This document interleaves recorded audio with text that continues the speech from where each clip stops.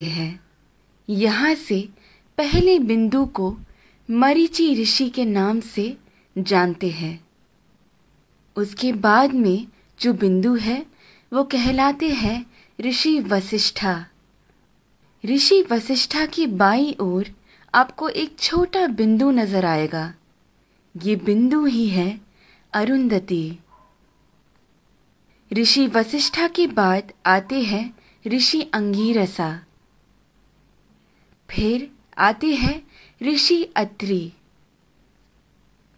फिर दाईं ओर की तरफ मुड़ते हुए जो बिंदु आता है वो है ऋषि पुलस्त्य।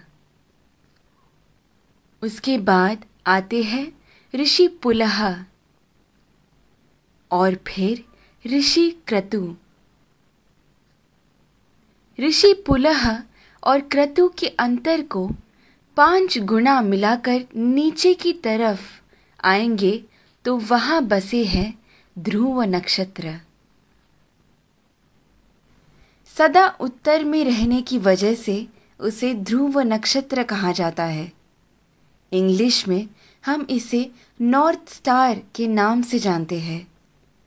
बाल्यावस्था के ध्रुव नक्षत्र अगर उत्तर में बसे हैं तो वृद्धावस्था के अगस्त्य नक्षत्र दक्षिण में बसे हैं। अगस्त्य और ध्रुव नक्षत्र हमेशा उसी स्थान पर ही पाए जाते हैं। इन दोनों के बीच में मौजूद आकाश गंगा सतत घूमती रहती है। इस कारण से हमारी धरती अक्ष के ऊपर घूमकर घूमती रहती है। ये सच है कि सारा जगत भगवान के इर्द गिर्द घूमता रहता है, लेकिन वो हमें कभी नजर नहीं आ सकता। भूमि के अनेक कालों में से उसे 4 काल में छांटते हैं। ऊपर नजर आ रहा पीठ के बल सोया हुआ प्रश्न चिन्ह के आकार में बना हुआ सप्त ऋषि मंडल हमें वसंत ऋतु में ठीक ऐसे ही नजर आता है। आगे बढ़ते हुए शिशिर ऋतु यानी ठंड के मौसम में हमें सप्त ऋषि मंडल ऐसे नजर आता है। फिर शरद ऋतु में जब सारे पत्ते झड़ने लगते हैं तब सप्त ऋषि मंडल हमें ऐसे पीठ के बल सोया हुआ प्रश्न चिन्ह के आकार में नजर आता है। और फिर ग्रीष्म ऋतु यानी गर्मी के मौसम में हमें सप्त ऋषि मंडल ऐसे शीर्षासन कर रहे प्रश्न चिन्ह के आकृति में नजर आता है।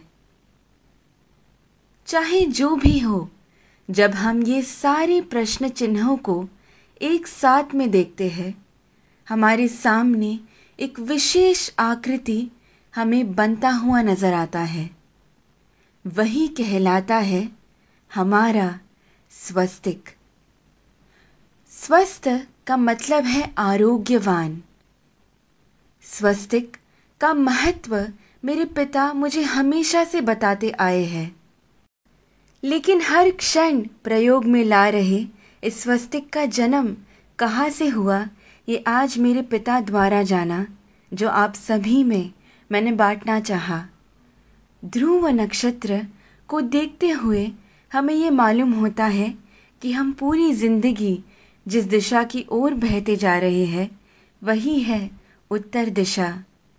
इसीलिए शायद हमारी भूमि पर भी दक्षिण में अधिक जल है और उत्तर की ओर अधिक ज़मीन है।